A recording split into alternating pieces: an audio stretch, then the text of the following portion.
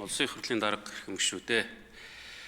Монгол Улсын их хурлын гишүүн Б. Пунсалман нарын 13 гишүүнээс 2026 оны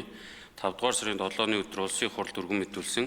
улсын төсвийн хөрөнгө оруулалтаар төсөл арга хэмжээг санхүүжүүлэх талаар авч хэрэгжүүлэх зарим арга хэмжээний тухай Монгол Улсын их хурлын тогтоолын төсөл хэлэлцэх асуудлыг төсвийн байнгын оны 2026 оны 5 дугаар сарын 13-ны өдрийн хуралдаанаараа хэлэлцлээ.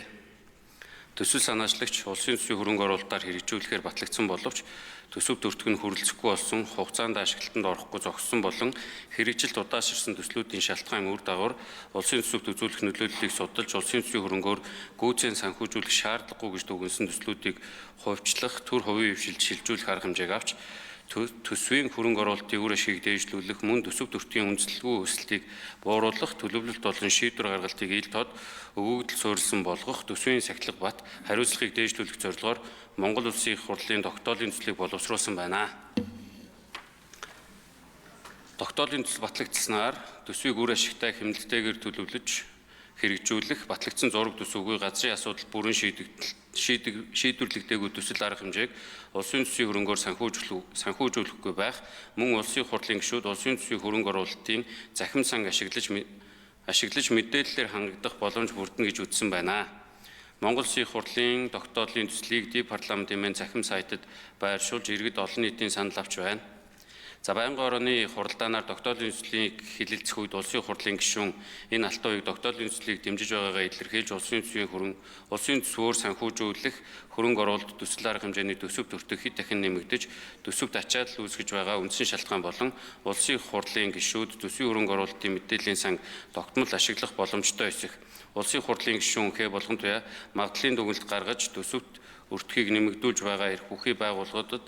төрийн аудитын байгууллагаар дүгнэлт гаргуулах боломжтой эсэх улсын их хурлын гишүүн Дав Цогтбаатар, Баянгор Өвөр хангай аймагуудад улсын төсвийн хөрөнгөөр хэрэгжүүлж байгаа хөрөнгө оруулалтын төсөл арга хэмжээнүүдийн төсөв төртөг нэмэгдэж байгаа шалтгаан болон төсөл арга хэмжээнүүдийг төсвийн тухай хуульд тусгагдсан хугацаанд нь дуусгах боломжтой эсэх улсын их хурлын гишүүн Д. Батбаяр, Г. Ганбаатар нарын тогтоолын төслийг дэмжиж байгаагаа илэрхийлж ижил техникийн нөхцөлдөө төсөл арга хэмжээнүүдийн төсөв төртгийн дүн зөрүүтэй байгаа үндэслэлийн талаар асуулт асууж хариулт авлаа. Байнгын орооны хуралдаанаар тогтоолын төслийг үзэл баримтлалын хүрээнд хэлэлцэхийг дэмж хэсэх асуудлаар санал хураалт явуулахад улсын төсвийн хөрөнгө оруулалтаар төсөл арга хэмжээг санхүүжүүлэх талаар авч хэрэгжүүлэх зарим арга хэмжээний тухай Монгол Улсын их хурлын тогтоолын төслийг хуралдаанд оролцсон гишүүдийн олонх буюу 73.7% саналаар дэмжиж чуулганы нэгдсэн хуралдаанаар хилцүүлэх нь зүйтэй гэж үзлээ. Улсын их хурлын гишүүдээ Монгол Улсын төсвийн хөрөнгө оруулалтаар төсөл арга хэмжээг санхүүжүүлэх талаар авч хэрэгжүүлэх зарим арга хэмжээний тухай Монгол Улсын их хурлын тогтоолын төслийн хэлэлцэх хэсэг хэлэлцүүлгийг явуулсан талаарх төсвийн байнгын орооны санал дүгнэлтийг хэлэлцэн шийдвэрлэж өгөхийг хүсье. Анхаарал тавьсанд баярлалаа.